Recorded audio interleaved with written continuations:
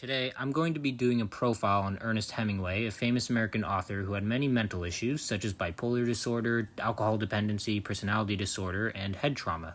And the research questions I'm going to be answering are why Hemingway had all these disorders and how they led to his death. So a little bit of background info on Hemingway. He was born on July 21st, 1899 in Illinois, and was a very well-known author who first gained fame in 1926 with his novel The Sun Also Rises.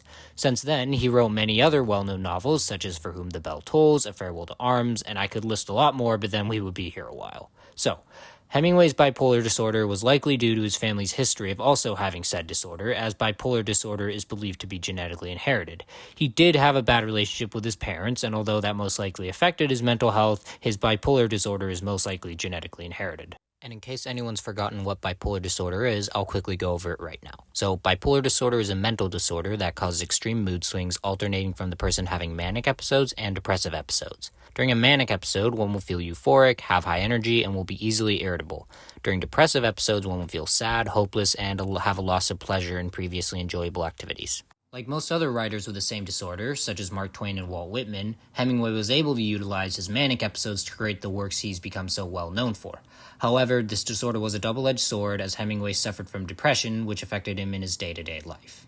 Hemingway's alcohol dependency was formed to combat his depression. This both affected his relationship with others, as well as affected his mental health. Because alcohol was a dependency, this means he would become depressed whenever he didn't get enough alcohol, which only worsened his mental health. Also, according to his doctor, this gave him major liver damage, so it worsened both his mental and physical health. Not that good. Other factors that contributed to Hemingway's poor mental health was that he suffered many head injuries. He boxed as a hobby, was injured by an Austrian mortar in World War I as an ambulance driver, and got in 2 plane crashes while traveling in Africa that left him with a fractured skull. This worsened both his mental and physical state, and contributed to what was described as a narcissistic personality disorder. Lastly, Hemingway was genetically predisposed to suicide as his father had shot himself when he was 29. This left Hemingway very distraught, and years later, in 1961, he committed suicide himself. His predisposition to suicide was also due to the fact that those with mood disorders are more vulnerable to suicide than those who do not have mood disorders. In conclusion, although there are multiple factors that worsened Hemingway's depression, his decision to commit suicide is mainly due to his family history of bipolar disorder as well as his father committing suicide himself.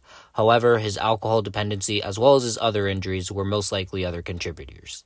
His personal problems not only caused him a great deal of pain, but also harmed his relationship with others.